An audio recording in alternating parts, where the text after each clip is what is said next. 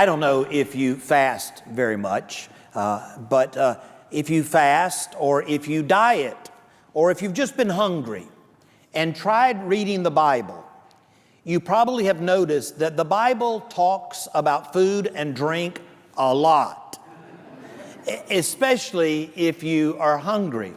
If you read the Gospels, you would come to the conclusion that if we were alive today, we would call Jesus a foodie. Now, notice, if you read how he begins his ministry, he starts in John chapter 2 with his very first miracle being at a wedding feast. Not just a wedding, but at the feast. And when they ran out of wine at the feast, he turned water into wine.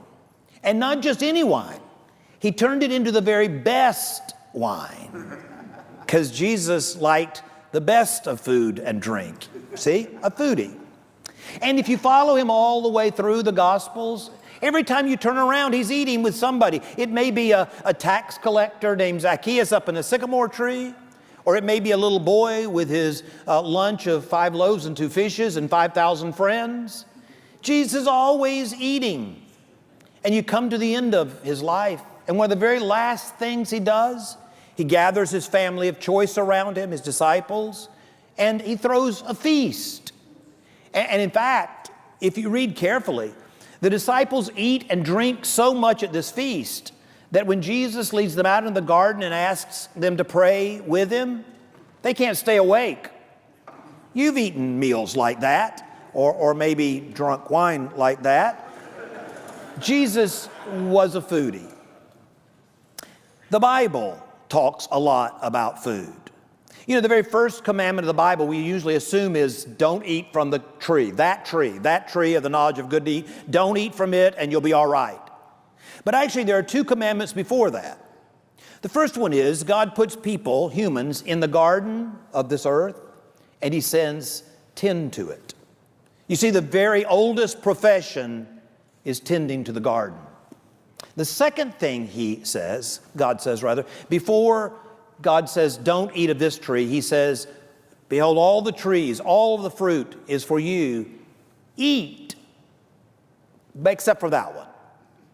But every time I read that passage and I just listen to it in a voice in my head, the voice of God I hear in my head is my Italian grandmother. Eat, eat. Did you have one of those grandmothers? I mean, maybe it isn't just Italian, but you never went to her house without her feeding you until you rolled out. And as you are rolling out, she's stuffing the leftovers in your pockets and pocketbook, and because you may go hungry before you get back. And my father, her son, is the same way. You cannot go to his house without eating. Even if you just went out to dinner with him, you go home. And you think that we were all 3,000 pounds, but it's about food and it's about the table. And I think that Jesus understood that the table is where we learn who we are. Around the table, we tell our stories to one another. We listen to one another. We get to know one another. Out there and out there on the internet, in cyberspace, we're always talking past one another, and we're divided by political parties or by race or by gender or by socioeconomic status. But around the table, we can actually hear the other person and love the other person. I have for the last 30 years served churches that had communion every single Sunday, even though they were congregational churches. The reason they did that was that in both of these churches, a large percentage of the congregation were LGBTQI folks. In fact, for 22 years, I was the pastor of the largest gay and lesbian church in the world, 4,500 members. And every Sunday, it was a miraculous act at this point in the service when we said to folks, everyone, no matter who you are or where you are on life's journey, you are welcome here.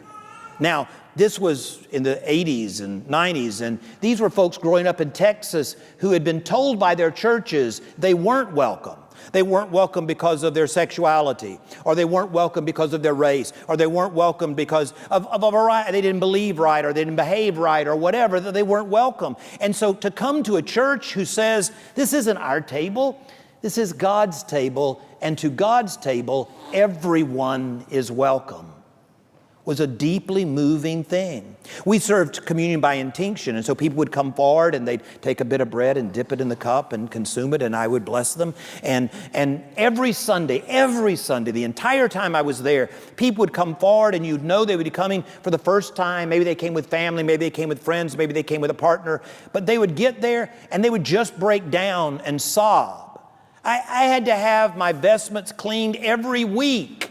All of the mascara and the makeup, and those were just the men. It's the truth. This very robe I had to have cleaned after last Sunday. Because last Sunday was my last Sunday at my other church, and of course, like we did every week, we served communion. And so I'm serving communion, and here comes a 97-year-old woman, Miss Blanche, who's been a member of that church the entire life of that church. The church is only 95 years old. She's been there the entire life of the church. And I got to serve her communion the last time. And she cried, and I cried. And the next person was this little 7-year-old girl, African-American girl who was being reared by her aunt. And she came forward, and she cried, and I cried. And it was like, so, but you know, it was a good kind of crying around the table. And I looked out and I thought, this is what the beloved community looks like. Everything else has been set aside, but we've gathered round as family.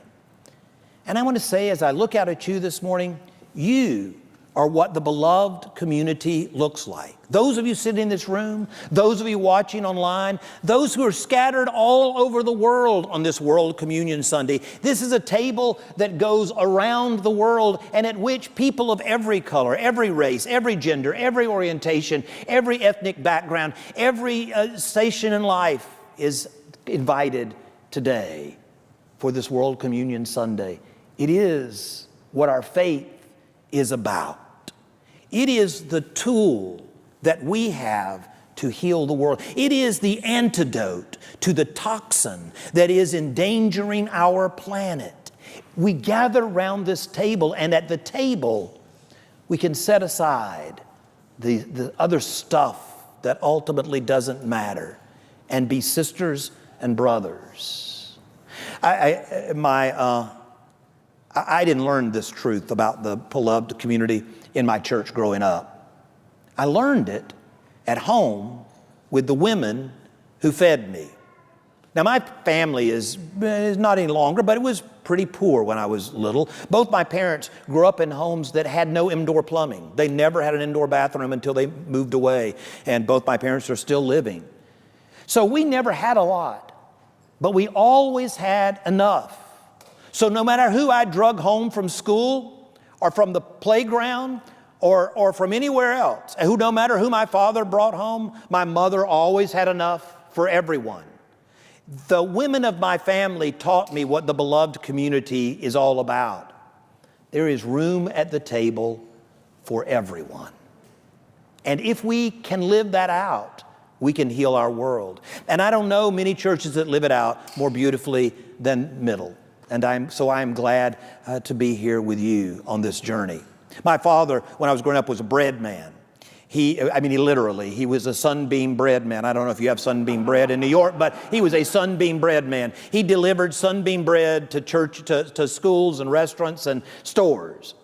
And so he would come home late at night from running his route when I was a little boy, and he would sweep me up in his arms, and I'd put my head on his shoulder, and his gray uniform shirt always smelled like fresh baked bread. It is a memory in my soul that still nourishes me in the ways that Jesus talks about in the gospel lesson. Here, I am the bread who will nourish you forever. I'd come home and my mother would be baking a cake or baking bread. Is there anything better smelling than fresh baked bread? And is there any sin greater than the times when the church has said, you're not welcome to this bread? The smell fills you, your mouth waters, your stomach grumbles, but you love the wrong person. You're the wrong color. You don't believe right. You don't behave right. It has been our greatest sin, one of which this church has repented on behalf of the Church of Jesus Christ and is trying to teach a better lesson. You know, I hope that you will believe this day before you leave that at the table of God, there is a place card with your name on it. You are welcomed. God has set a place for you at the table. For you. And for you. There is a place at the table for you.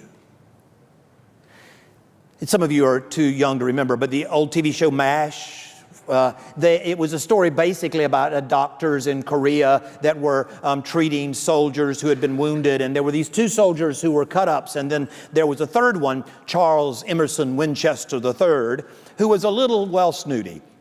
And sort of always above all of it and all of their pranks and stuff. And he always knew all of the answers and was sophisticated and knew it all. Until one day, life broke through to him in one of his patients. He had done everything he could to save this young man's life, but he was dying.